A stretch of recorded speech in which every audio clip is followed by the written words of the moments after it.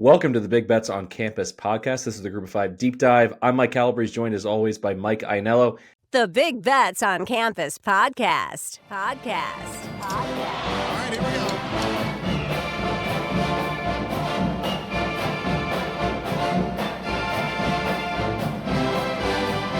End of the road time here in the Group of Five. We have 5 championship bouts to preview for you, one-upping the Power Four, so take that.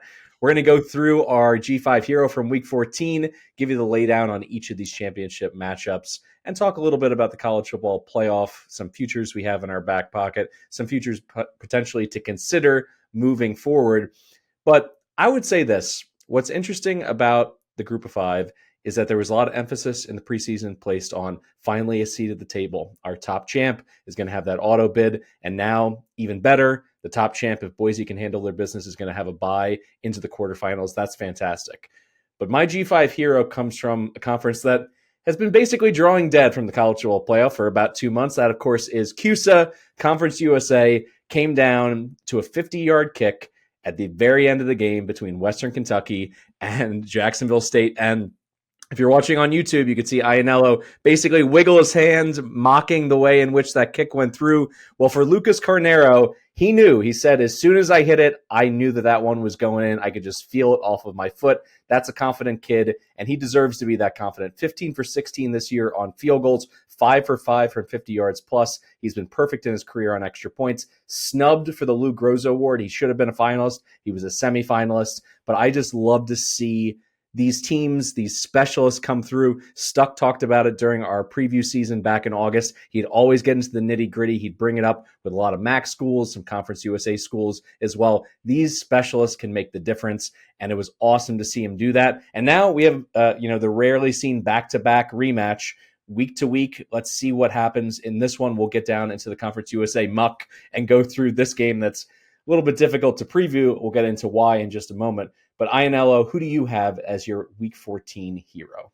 Yeah, that's a good one. I'm excited. I low-key think that's the hardest game to handicap on the whole board, so I'm interested to talk with you about that one. Yeah, I'm going to go a little sappy with mine. I'm going to go with our listeners because we've been doing this for 4 years, and obviously I'm biased, but one of the things I have always respected the most about Action, someone who was a huge fan before I joined the team, is everything we do is public. Everything we do is tracked. You can go look up all of our records over the last month, week, year, any sport, whatever you want to do. It's public, and not many companies on the internet do that. Look, we've been very open. We had a horrible year, and we get that. It sucks. I know I've talked about a lot that it really eats at me. I've had weeks where I go 12-4 and I go 0-4 on the show, and it kills me. So I just want to thank the listeners for sticking with us all year, for sticking with us for 4 years, letting you guys know we see it, we get it, we've been bad, we cost you money, it sucks. Thank you for sticking with us. We will be better next year. I've been gambling since high school. You're probably the same way. I've never had this bad of a year in any sport, any season ever. It has sucked. But I think I really felt like our show would encapsulates Thanksgiving.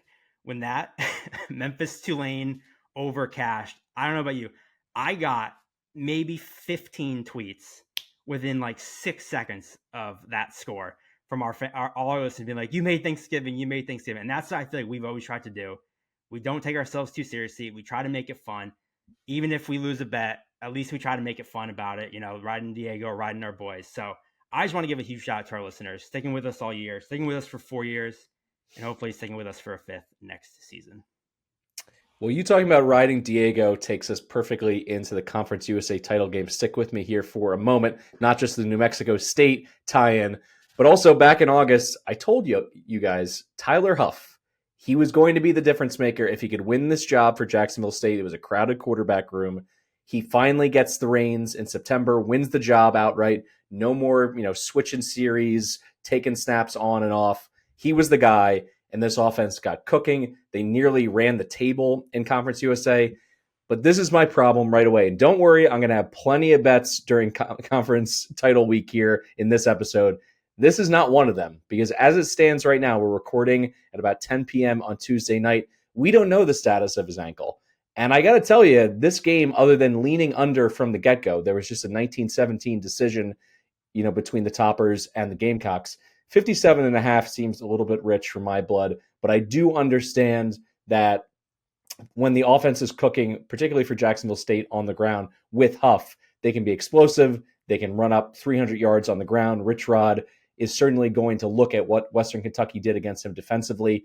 There's a reason why he was more or less the godfather of the spread option offense. He's the guy who's had so many wrinkles and tweaks and figured out a way to get this offense cooking throughout conference play. I have faith in him if Tyler Huff's ankle is good enough, not only for him to play, because he's a tough kid, I think he'll grit it out, but if he's at 90%, I feel pretty good about Jacksonville State in this game. But at this point, I can't really give out a play. The only thing I'll say is I lean under if he is out, because what Smothers is going to do and what they're going to have to pare down offensively and what the defense is going to have to prepare for is just completely different. So I still think 57.5 is too high of a number. I want to kick it over to you, Ionel, your thoughts on not only this game, but what Conference USA turned into this year, when back in August we thought, well, it's a fait accompli. Liberty's just going to run the table. It's going to be boring. We're going to have this argument. Is an undefeated Liberty, really better than a one-loss Mountain West champ? Thank goodness we didn't have to deal with any of that crap. We ended up having a great race between Sam Houston and Western and Jacksonville State, and Liberty also proved to be pretty plucky down the stretch, getting off the mat after embarrassing themselves against Kennesaw State. So by and large, I thought the league was pretty fun this year. What are your thoughts? Yeah, as I mentioned, this game's extremely hard to handicap, and you kind of summed it up perfectly with the Tyler Huff injury, because obviously every team's starting quarterback's a big deal, but this team is so reliant on Huff's legs. Like, if he's not even, to me, if he's 90%, that concerns me. Like, they need him 100%. It's like, we saw with Alabama, like when Jalen Milroe was hurt, that team was nothing. And like Huff runs more than Milroe does. Like, he's their leading rusher by a long, and their whole game is just Huff and Stewart and that. Yeah, I mean, also schematically, I would say this. It's almost like losing your best offensive lineman. And stick with me for a second here. With the way that the zone read works and intentionally not blocking a defensive lineman, he's so dynamic with his legs, you cannot sell out to stop Stewart, because if you do, he's someone who could run for 150, 200 yards in a game on his own. So by losing that element, now people are going to be crashing down and focused on Stewart as they were in the second half of that game. And all of a sudden, they look much more mortal on the ground. And I wouldn't say they're a full service academy. They can't throw at all. But so much of what they do in the RPO game and play action is predicated on you're dedicated to stopping the run and you don't have to worry about what's behind you. I think the whole offense kind of goes off the rails without Huff. Yeah, I mean, he averages 98 yards per game, over 6 yards per carry. He's got 13 rushing scores. So what's interesting is you said you lean under if Huff is out. I lean over if Huff's playing, because we mentioned the rushing success. And last game was weird because Jacksonville State was in. They kind of knew if Western Kentucky won, they'd face him again. So I really think, especially when Huff got hurt, they just shut everything down. They were super conservative. They slowed it down. They didn't want to show anything to either team. They were already in. But when they're going, they can run the ball down your throat. And Western Kentucky is 117th in the country in rushing success allowed. They cannot stop the run. And then we know what the Hilltoppers offense is capable of. We like Caden Veldkamp on this show. They have talented receivers in Johnson and Messer. And I will say Veldkamp has not looked great down the stretch here. 5 touchdowns, 5 picks over his last 4 games. His accuracy's been off. He just looks out of rhythm. But I still think when this offense is clicking, it's clicking. And Jacksonville State is 96th in the country in defensive success rate allowed. They put up 19 points. He threw for over 300 yards. Western Kentucky fumbled in the red zone, and then they had to settle for 4 field goals. So they did move the ball. But that's if Huff's ankle is not 100%, and unfortunately, I don't think we're going to get much confirmation he's 100%. But, if he practices Thursday, if he looks good in warm-ups, I actually would probably, right now it's a stay away from me. I probably won't play anything, but I actually would lean the over just strictly because, this game last week, the total was 62.5. Like, other than Huff being potentially out, nothing's changed. So if Huff's in and the total doesn't go back to that 62.5, I would like it, because I think I think people will overreact to that 17-19 kind of weird slogfest game where half one side wasn't trying. So I think it's actually a kind of like a good contrarian over to kind of just jump on the overcorrection of that total coming down after a low scoring game. And I think both teams can score when they're going. So stay away from me for now. If Huff looks good to go in warmups and the total doesn't move, I'll probably throw an over 57.5. I got my green colored sweatshirt here. I look like I'm supporting the troops. I am supporting the troops. Let's go up to West Point, New York for the AAC title game. Tulane making the 1,300-mile trek up into frigid conditions. I joked in the look ahead early bet portion of my write-up that I gave over to our esteemed editor, Pete Rudin, earlier in the week. This is hostile territory. Not figuratively. There's going to be tens of thousands of rabid military members barking, yelling, screaming, guns, helicopters over top. This is a hornet's nest for Tulane coming in here, who, by the way, just last week, if some things break right, if UNLV wins the Mountain West title, are we going to get into the college football playoff? That's a far come down to now be in a situation after laying an egg on your home field, losing by 10 to Memphis, who a defense that was just the whole season was giving up points and yardage left and right. You only scored 24 points. Now you got to go up and play an Army team that is going to continue to play inspired football. I don't think there's any letdown potential, even with the Navy game on the horizon, because they can win a conference title. That's not something that happens very often for Army football. And to be able to play it on their home campus, I cannot stress the home field advantage they're going to have in this one. Also, when I get down and start drilling into this matchup a little bit, Tulane is a 6-point favorite as of recording right now. The total sitting at 46.5. It's all about the Memphis run defense to me. And when you look at, the Tulane run defense, and when you look at what happened in that Memphis game, they gave up 242 yards on the ground in that one. And it's really been a tale of two seasons. And this has been the case with a lot of teams in the AAC. Some teams, Army included, got a really favorable draw in terms of the teams that they played. When the Green Wave have punched up and played teams that are better in the S&P Plus, their 3 losses there, the average SP Plus ranking, 31st. Their 9 wins, let's go ahead and take off the board the FCS Southeastern Louisiana win. Their other 8 victories, in my opinion, come with a massive asterisk. Those opponents barely cracked the top 100 in SP Plus on average. And when you look at what the top teams that they played, Oklahoma, Louisiana, Kansas State, all of those teams were able to run on them. They all averaged over 200 yards rushing and 2 rushing scores. And as we know, what is Army going to do? They're going to run. They're fine-tuned rushing attack. They're top 5 in rushing success, line yard, stuff rate, quality drives, all of that stuff. They're going to play keep away in this game. That's no surprise. They are the top team in terms of time of possession in the entire country, 36 minutes per game. And we just saw this exact game plan, the strategy work for Memphis, who kept the ball for nearly 40 minutes in that Thanksgiving night upset of the Green Wave. Memphis came in 3rd in time of possession in the entire country. So what I think this is going to translate to, the Green Wave as the season's gone on, and particularly when they played better offenses, they've struggled to get off the field on third downs. Memphis was 10 for 16 on third downs in that game. This is the spot here. Army is top 5 in third down conversion rate. They have 21 fourth down conversions at a 75% clip, which is 5th in the country. I'm going to go with the Cadets money line first half, because I think it could be as simple as 4 drives in the entire first half. Get me a touchdown. Bryson Daly, just keep the ball, bowl your way through on those 3rd and 4th and shorts, get into the end zone, and get one stop or at least one kick in the windy conditions with the wind gusting in off the Hudson and maybe push a field goal.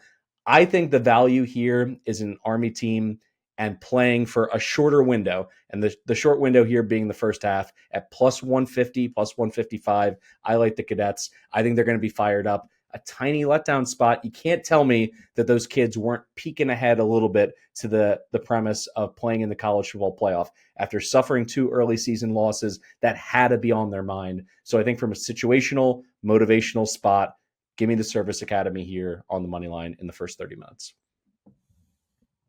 I like Tulane. All right. I mean, lay it on me. I understand the holes that can be poked in Army, particularly if we want to talk about strength of schedule. Who did they beat that was worth a damn the entire season? North Texas, right? That was the only time that they did it. But that was another passing attack that they were able to ground. They hold, the Mean Green to 3 points. The best defensive performance North Texas had all year, which you could make a case that was a bad thing for Army. Look, I mean, we know the deal with Army. Bryson Daly's dominant. I'm never going to say a bad word about him. Him, Kanye Udo, Noah Short. And he's probably what, the G5 quarterback of the year? He's our G5 All-American at QB? I think he's got to be. Their passing game has not been as successful as it was early on. It caught teams off guard early. They were weren't they second in the country in success rate passing? Yeah, I mean, that usually happens, whether it's an Army, Navy, and Air Force early in the season. Every time you throw, it's a 40-yard completion. They've had just one passing touchdown in the last 4 games. Teams have kind of figured that out. I think this Tulane defense is very good. They're 6th in the country in success rate allowed. They're top 15 against the run and the pass. They have allowed over 120 rushing yards just once in the last 8 games, and it was last week against Memphis, as you mentioned. But their run defense was dominant before that. And while you're looking at it as a letdown spot, I'm not putting a ton of stock into that game last week. For starters, Memphis is very good. We're forgetting they were the favorite entering the season. I think Memphis is still a very good team. And I think it was a look-ahead spot. I think they were preparing for Army. I think they overlooked it. Oh, come on. Now, they legitimately had a shot. They were breathing down UNLV's neck to be in that second spot. You got to think they're coming off Navy. A game where they could pull their starters because they won 35-0. I mean, I don't know. Army. I think they practiced against the triple for 3 straight weeks, going from Navy to a Memphis, and then they were already in the game. I think they were already looking forward to Army and kind of peppering in triple stuff. I think they just worked on the triple for 3 weeks. And I'm putting more stock into the game against Navy where they completely dominated them. 35-0. Navy had 113 total yards of offense in that game. They ran for 100 yards on 35 carries, 2.9 yards per carry. I know their quarterback got hurt, but they shut down that triple option completely. And other than Notre Dame, this is the best defense Army has faced by a country mile. So I think, the other side of the ball, though, is where Tulane has the biggest advantage in the game. This Tulane offense is 6th in the country. They're averaging 39.1 points per game. They average 6.6 yards per play. Tulane has the best running back in the conference in Mekhi Hughes. They have a stud receiver in Mario Williams. They have a quarterback in Darian Mensah who does not make mistakes. And Army is 101st in the country in success rate allowed on defense. And you mentioned the schedule. We saw with Army all season. Army played teams they were better than, and they are built to kick the shit out of teams they are better than. For the first 8 weeks of the year, they did not trail in a game. And that's how triple option teams are built. When they have the lead, they slow it down, they run it down your throat, and they just bleed the clock and win. It's much more difficult for triple option teams to come back. So, I mean, this doesn't bode well for us both winning our bets, but the Tulane defense is 7th in the country in early downs EPA. They do not let teams get big chunks on first down. So if they are able to stuff Daly on early downs, which is not easy to do, but if they can do it and force them into long third downs, I trust this Tulane defense to slow Army down more than I trust Army to slow Tulane down. I think this Tulane offense should be able to move the ball in the Black Knights defense. I love Daly. I hate betting against him. I hate betting against Army. I said a few weeks ago, I think Tulane is the best team in the G5. I think they're just better than Army. And I think they win this game by at least a touchdown. I know I said that, but I don't love laying the 6. I think it'll come back down. I expect it to close around 4, which is where I want to take it. So I'm going to wait, see if I can get the 4 back. But I really, really like Tulane. I just think their offense is humming, and I think their defense is really, really good. And I just think they're going to be able to slow this Army offense down more than Army will stop Tulane. Do you know where Darian Mensah played high school football? I don't, but I hope you're not going to tell me West Point. San Luis Obispo, California. Also another place that doesn't really get cold. Kickoff for this game at West Point, 24 degrees. So you know what? I think there's a little bit overlooking some of the weather conditions where it'll be perfect to run the football. And Bryson Daly's from Texas. I don't. Yeah, I would say Bryson Daly's probably a little bit more rugged. I don't know, maybe his undergraduate experience of being at West Point and marching at 4 a.m. and everything else. But we're going to find out. We agree to disagree. We got more games to get to here. Let's hop to the other. Wait, put a pin in this. If we don't disagree on anything else, we might have. This will be a fun one in T-shirt bet to end the year. Yeah, so let's find out by the episode ends if we are aligned. These are both be cool shirts to own. Yes, 100%. There's plenty of Army gear, Black Knight gear that I'd love to get my hands on. All right, let's talk the rematch in the Mountain West Conference. UNLV going to the Smurf Turf, taking on the Boise State Broncos, who are laying 4 on their home field, 58.5 as the total here. So here's my thought. As you know, Are we gonna do it? Are we gonna do what? Are we turning heel on our boys?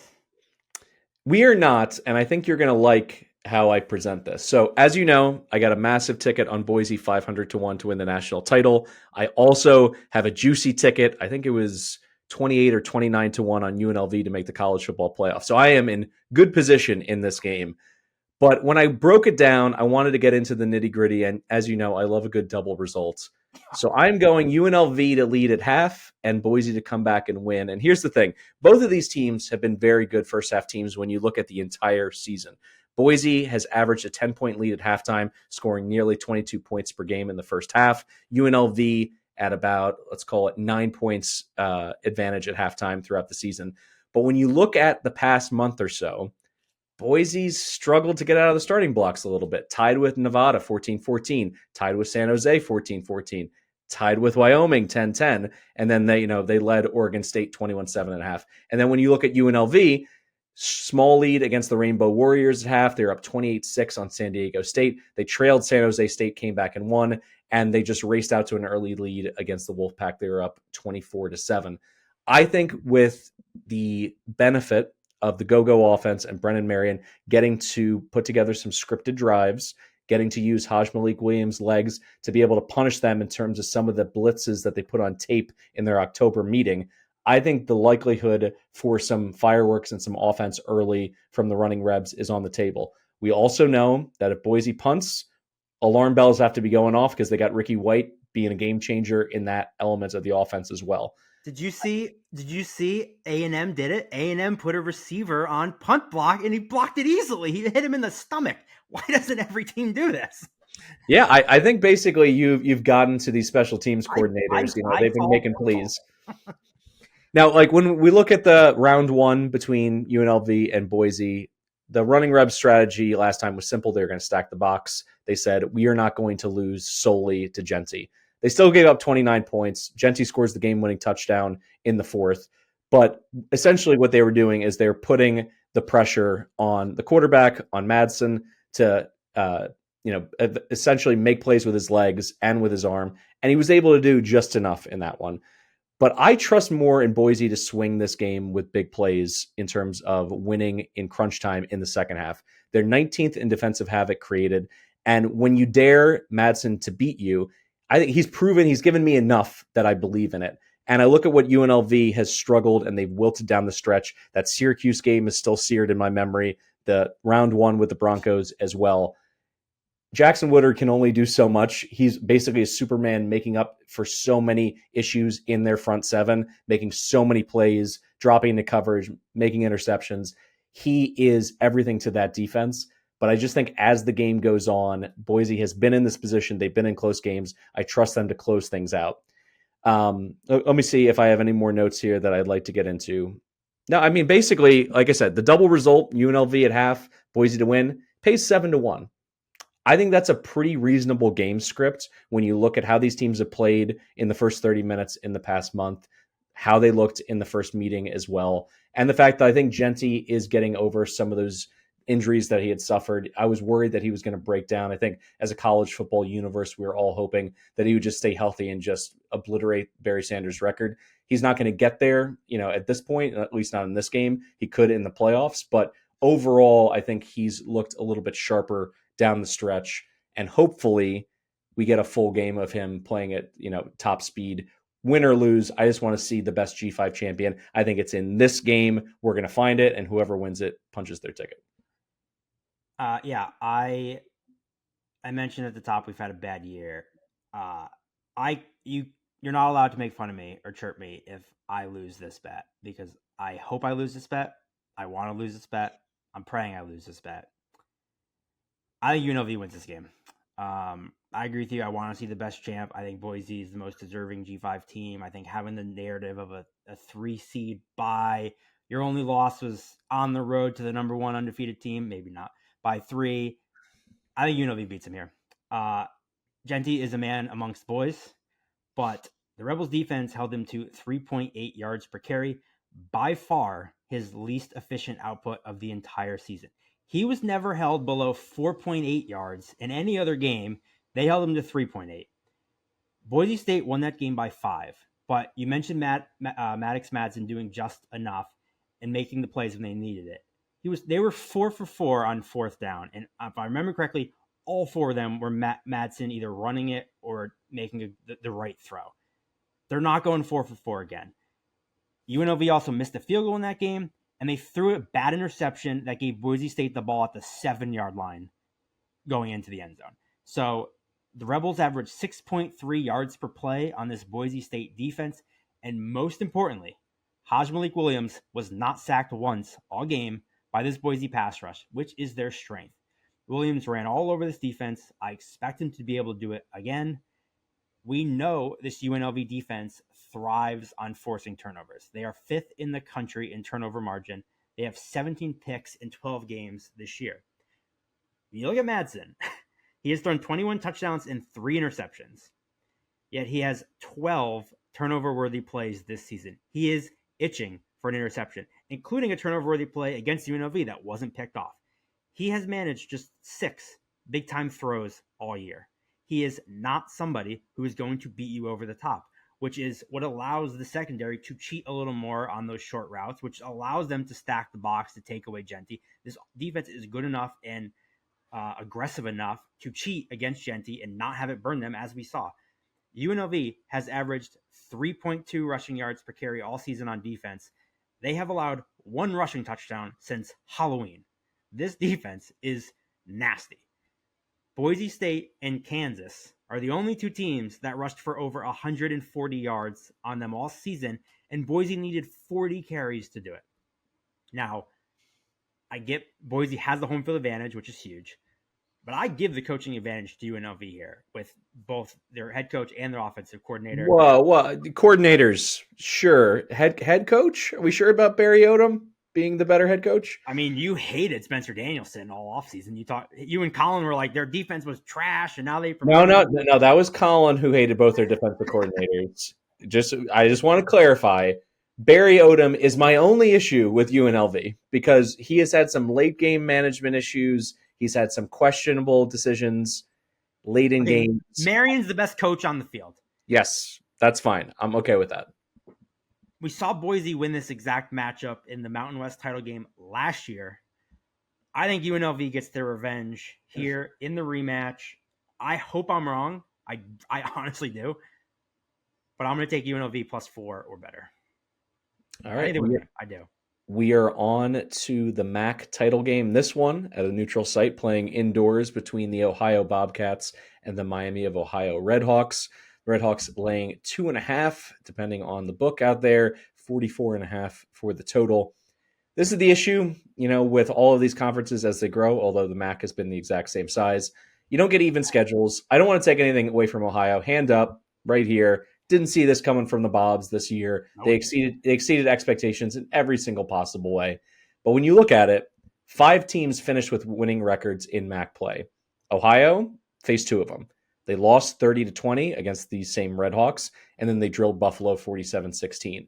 Miami beat Ohio 30-20, as I mentioned. They also beat Bowling Green 28-12. Now, when I get into this, Brett Gabbert stayed healthy. Huzzah. We've been waiting for it his entire career. We got to see what he would do, being able to, string together consecutive games through October, through November. Congratulations. I'm happy for this kid. During their 7-game win streak, he had 4 games with 3 or more passing touchdowns. He was everything that we hoped he would be in terms of a veteran quarterback. This is what you were hoping when you were previewing the team back in August. The defense held 5 opponents to 2 touchdowns or less. This is just one of those teams that I think has such a strong identity. You can make an argument under Coach Martin that they have a stronger identity than any team in the G5. Now, when you pair Gabbert with this defense, good things are bound to happen. The Redhawks are 11th in pass success rate. They're 12th in quality drives surrendered and first nationally in big plays surrendered. It's a grind scoring points on them. That's no news.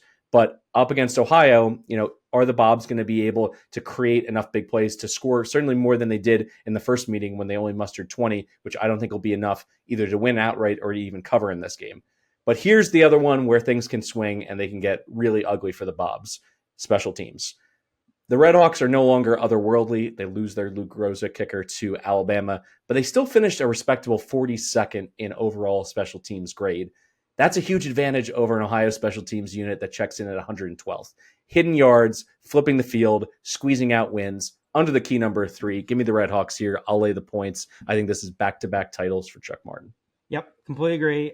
First back-to-back MAC title since 2011-2012, Northern Illinois, if it does happen.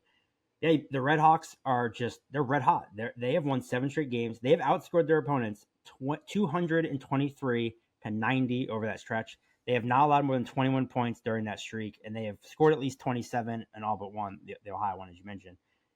I mean, for 5 years, we've been saying, I like Miami, but if Gabbert can stay healthy, last year he gets hurt, they still managed to win the MAC. Now he's finally healthy, and as you said, he is playing excellent right now. He got off to a bit of a slow start, did not look like himself early on. We talked about that a lot. 21 touchdowns, 10 picks on the year. Over the last 7 games, 16 touchdowns, 3 picks. Running back Keon Mosey's averaging 6.5 per carry. They have 3 good receivers, Virgil, Tracy, and McDonald. Miami's defense is not as dominant as it was last year. I mean, they still have Solopack. They still have a great linebacking core. But I think the offense is better than it was last year. And you mentioned Ohio. Biggest surprise in the country. They had 2 returning starters in total. 9-3, 7-1 in MAC play. They have 5 straight wins themselves. But you mentioned it. If you look at the MAC standings and you start at the bottom and work your way up, Kent State, Ball State, Central Michigan, Eastern Michigan, Akron, Toledo, those are 6 of their 7 conference wins. Then they got to go in over Buffalo.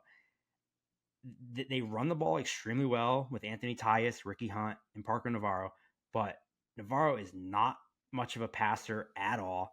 Yeah, I mean, if they get down in this game, they're putting their head right in the Lions' mouth because they got to throw into this defense. It's going to be a nightmare.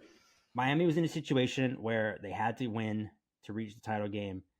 They beat Northern Illinois. They beat Bowling Green to clinch a spot on the road. And you said it. They beat this Ohio team 30-20 back in October. Gabbert threw 3 touchdown passes. Mosey had 111 yards. Mosey averaged 7 yards per carry in that game. The Redhawks defense picked off Navarro twice. They held him to just 38 rushing yards in that game. The Bobs averaged 3.3 yards per carry on the ground. They also scored with 6 seconds left to make it a 10-point game. This game was 30-6 halfway through the 4th quarter. Miami drilled them. It was not a 10-point game. So they scored twice in the last 5 minutes to kind of make it look a little bit more presentable. Miami smoked them.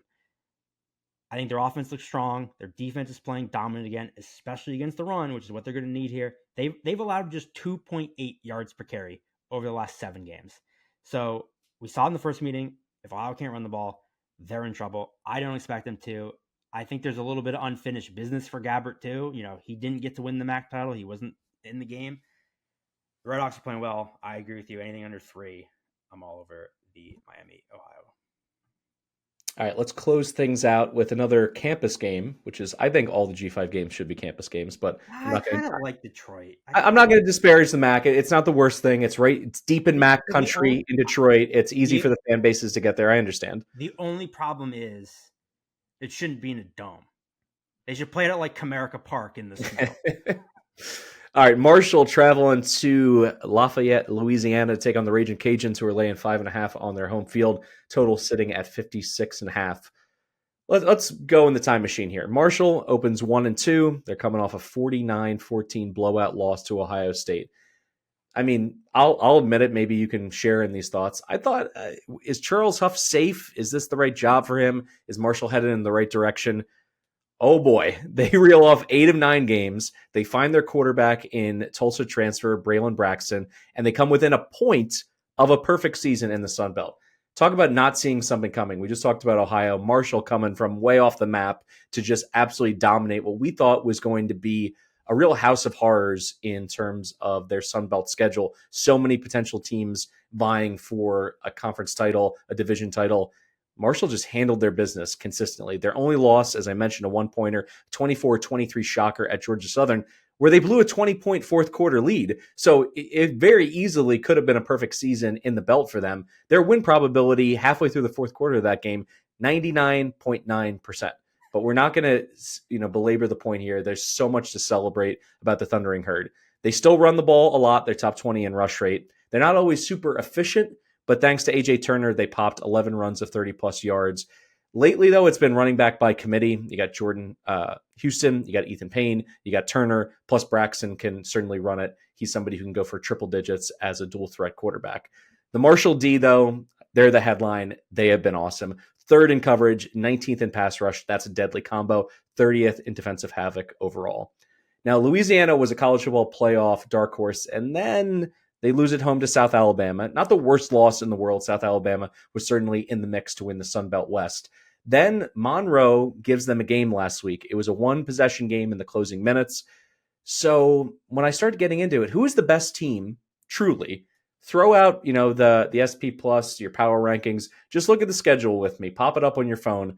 Who is Louisiana's best win this entire season? Is it Coastal? They're, 88th in SP Plus. Texas State? Yeah, Arkansas State, Texas State. Yeah, they beat Texas State by 6. They beat Wake Forest. They beat Wake on the road. Marshall, conversely, they beat Western Michigan. They beat James Madison.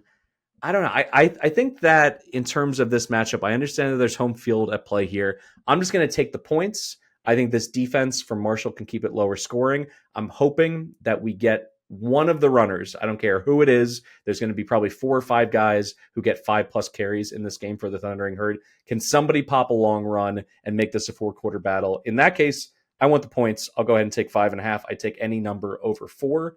I still think it's in a sweet position right now from a value spot to grab Marshall.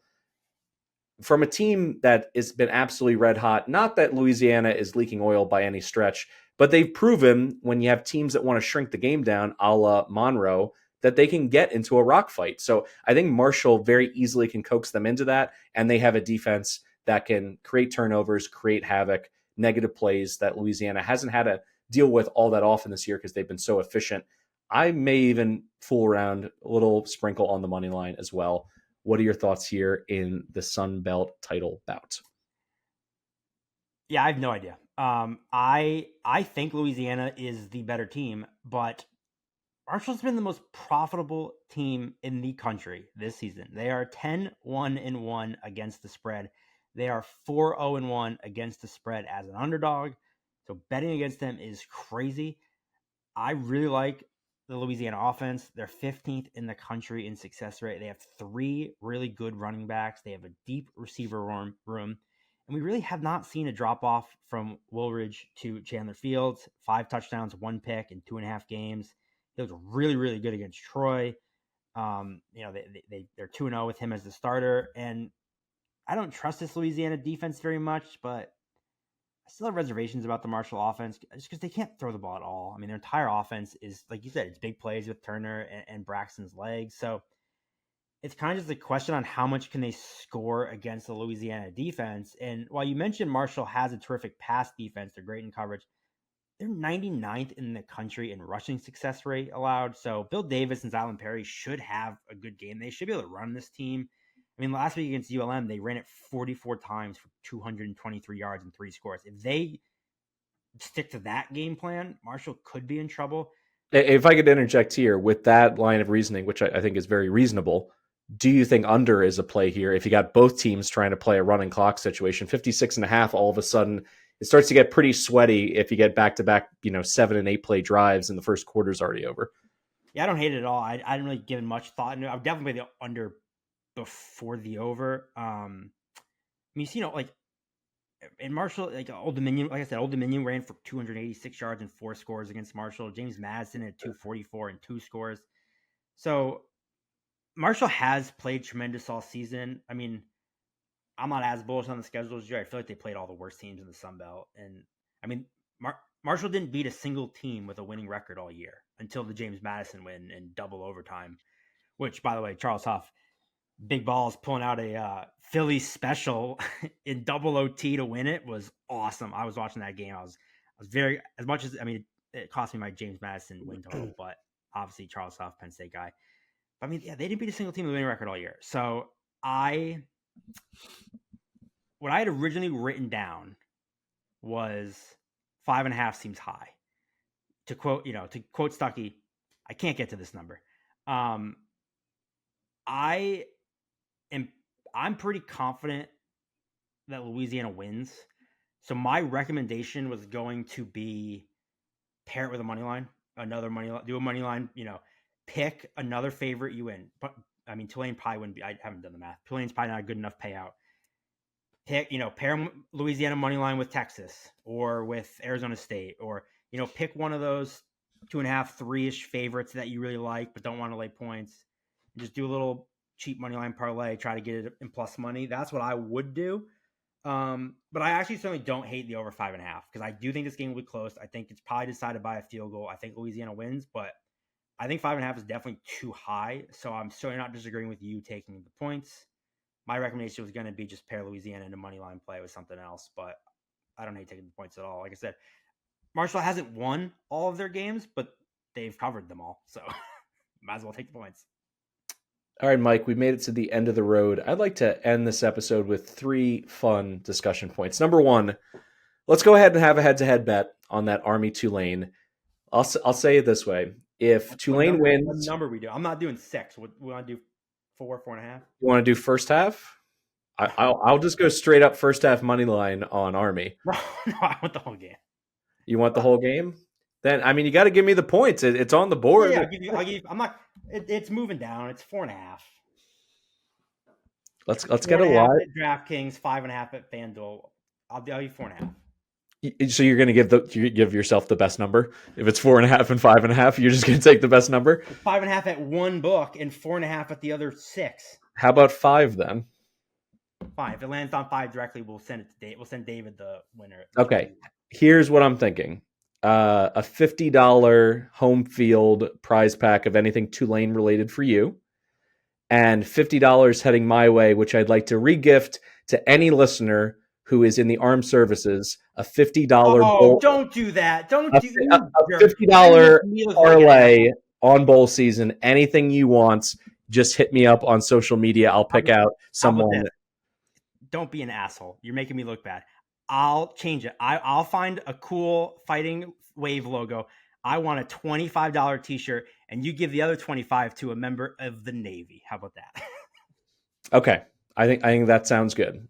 Number 2 on my hit list, I'm going to go ahead and write this up. Every championship weekends, dating back 4 or 5 years, I've been here at Action Network. Pete Rudin hits me up, says, put together an exotic long shot parlay. Give me all your craziest gambling ideas outside the box. Let's get an article up. I want to test your temperature on this thought. So looking at it, and you were just bringing up the Army-Tulane spread in real time. You look at the entire board, all 9 championship games. And that's the highest spread. That's the highest spread of the entire board. Exactly. So what I would like to do is a round robin of overtime. Every single one of them is plus 1,400 to plus 1,700 to go to overtime. So if you put together by 2s, all you need are 2 of the 9 to go to OT to pay out quite handsomely. I think the last time I checked the number for a $1 bet, it pumps out $370 if you get 2 of those 9. Anything after that, dreams start getting, made true. It's going to be really interesting in that spot. So that I just want to see what your reaction. I saw your eyebrows go up. What do you think about that one? I'm just looking and trying to in my head be like, all right, Sunbelt, the accused is probably going to overtime. The SEC is probably going to overtime. If Penn State Oregon goes to overtime, I may die. I I physically am not in good enough shape to handle overtime. Like I'll die. So that one is out. That one's not in. Just leave that out for my sake. Clemson will do something stupid to lose before overtime. So you said if more than two get it, you're profitable? If two gets it, you're mega profitable on this bet. All right. It's going to be Cusa's going overtime. And for listeners of all the Action Network podcasts, and I could see the Sunbelt one going too. I could see Cusa's Sunbelt and the SEC all going over. This was inspired by Dr. Nick. He gets into it with NFL games all the time that he likes to go to overtime. I slid it across his desk. He just gave me the nod on it. His last thing was just make sure you get a good price in terms of the overtime market. Anything north of 14-1, he thinks is fair in a game that's 3 or 4 points on the spread.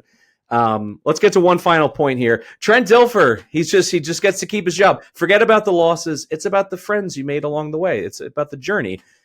Yeah. Hey, very fitting for them to announce this on Giving Tuesday. What a charitable crock of shit that is.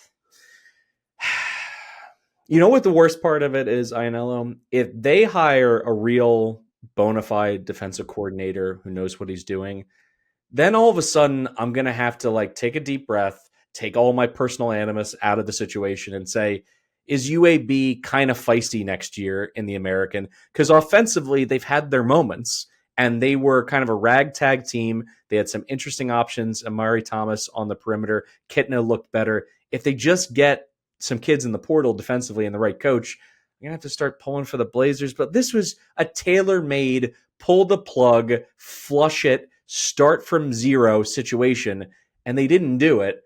And now it's like, I don't even know how to process it because I think I've given all I can on the Trent Dilfer hate wagon and I've laid it all on the field. I have to go through this again. I mean, if they're getting boat raced in September, am I still going to be sitting here watching his pressers? Probably. It's my job. It's my passion, but it's getting old hat at this point. I can't believe he's staying in the Magic City for another fall.